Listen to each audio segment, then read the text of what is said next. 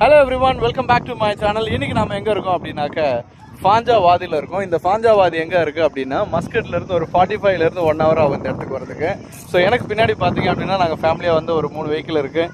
And முன்னாடி வந்து இந்த வாதியில் பெருசாக தண்ணி இல்லை. இருந்தாலுமே இந்த இடம் வந்து நமக்கு ஒரு டெஸ்டினேஷன் ஸ்பாட்டாக வச்சுக்கலாம். நீங்கள் சூரோ இல்லை இங்கேருந்து வேறு எங்கேயாவது நீங்கள் போகணும் அப்படின்னா இந்த ஸ்பாட்டில் இறங்கி இங்கே நல்லா சாப்பிட்டுட்டு அண்ட் அந்த தூரத்தில் பார்த்தீங்க அப்படின்னா ஒரு காமன் பாத்ரூம் இருக்குது.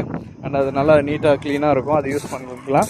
அண்ட் அது போக இந்த சைடு பார்த்தீங்கன்னா கொஞ்சம் தண்ணி இருக்குது. குழந்தைங்களோட வந்து ஒரு ½ an hour 1 hour இங்கே குளிச்சுட்டு, பெரியவங்க குளிக்க முடியாது ஏன்னா இது ரொம்ப கம்மியான தண்ணி தான் இங்கே இருக்குது. ஸோ இது ஒரு பெஸ்ட் ஃபேமிலியாக வந்து ஒரு பிக்னிக் ஸ்பாட்டாக நீங்கள் வந்து லாக் பண்ணி வச்சுக்கோங்க. அண்ட் இதோடைய நேம் என்ன அப்படின்னா ஃபாஞ்சா, அதாவது பித் ஃபாஞ்சா அப்படின்னு இந்த லைனில் நீங்கள் பார்த்துட்டே வந்தீங்கன்னா உங்களுக்கு தெரியும்.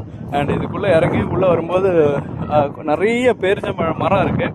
அண்ட் அதோடு சேர்ந்து நமக்கு என்ன அப்படின்னாக்க ஃபாஞ்சா உள்ளே பார்த்தீங்கன்னா ஒரு ஹைப்பர் மார்க்கெட், அது உள்ளே வந்து நிறைய பொருள், அதாவது தேவையான பொருள் வாங்குறது அண்ட் சீப்பாக திங்ஸ் வாங்குறதுக்கான ஷாப்ஸும் இருக்குது.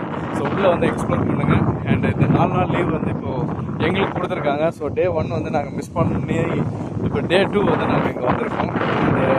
டே ஒரு ரவுண்ட் நெக்ஸ்ட் வந்து சமையல் போகலாம் அப்படின்னு. சமையல் வந்து அங்கே ஒரு கேஸ்டல் இருக்குது. அந்த கேஸ்டல் பார்த்தீங்க அப்படின்னா இதுக்கு முன்னாடி வந்து அவங்க டிக்கெட் அந்த மாதிரிலாம் இஷ்யூ பண்ணுறது. இப்போ வந்து டிக்கெட் 8 ரியால் அப்படின்னு நினைக்கிறேன்.